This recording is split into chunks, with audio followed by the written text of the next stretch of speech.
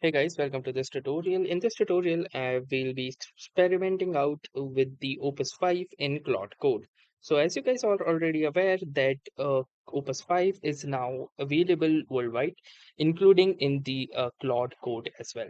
So Claude Opus 5 is natively integrated into Claude Code as a primary high capability model for complex agentic coding, featuring a 1 million token context window and built-in reasoning. Key capabilities in the core Claude Code include excels at large multi-file refactors, end-to-end features, and completing whole tasks instead of leaving placeholders. It operates on a 1 million token context window with pricing matching previous Opus tiers, which is $5 per million input tokens and $25 per million output tokens. The execution style is also built with thinking enabled by default to handle complex instructions and tool calls reliably. So the best practices, for prompting the Opus 5 includes that you provide full specs. So basically give the entire task description upfront rather than feeding instructions step by step, and also remove bloated or conflicting historical rules in your config files, as older workarounds can hurt efficiency on the 5 family models. So now let's try to access the same in our Claude Code. So once you are in Claude Code, you need to simply type in, you need to first simply run your Windows PowerShell as an administrator and launch Claude by typing in the Claude command. Now, once you're inside the Claude, you can simply search for a forward slash and then type in model.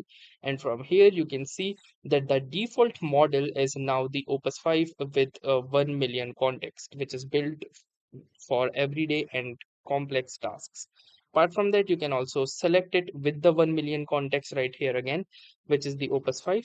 And we also have the Fable, Sonnet, and the Haiku models listed within this right here.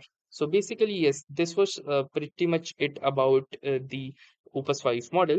And like you can simply select the default one as well. Or if you only wish to work with Opus, you can simply select the Opus model, and then you can simply prompt it like, hi, can you tell me about yourself model?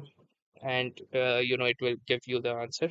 But yes, you do need a paid tier of Claude subscription, at least the pro account, if you wish to continue with the Opus 5 models or the Fable series. Because if you are on a free version, you can only access the Haiku and the Sonnet versions. You will not be able to access the Opus version. So as you can see, it says I'm Claude Opus 5, 1 million context Anthropic's model running here as Claude Code, the CLI coding agent.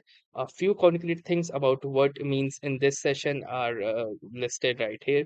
Like it has got 1 million tokens context window, so it can hold a lot of code base or a long conversation.